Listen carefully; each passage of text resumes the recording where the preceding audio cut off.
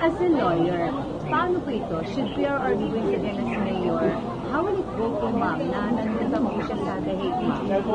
Yun ay pinag-uusapan namin ng kanyang ICC lawyer at ng kanyang Philippine lawyer kung paano siya maka-oath as a winner ng mayoral contest dito sa Davao City. So pinag-uusapan namin yun actually ng isang araw.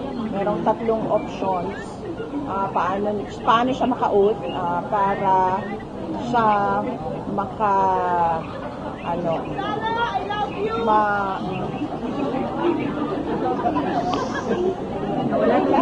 wala na. So, ano yan, diba? Election, and then proclamation, and then oath. Apo.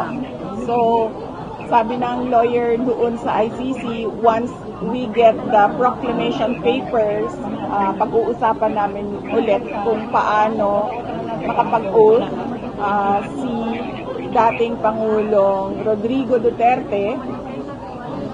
We have until the day after proclamation, until noon of June 30 para siya maka-oath. So, sorry for asking, pero are we seeing the scenario of having an absentee mayor? Well, definitely, yes. Oo. Wala talaga siya dito. So, ang expectation namin ay mag-acting mayor ang vice mayor.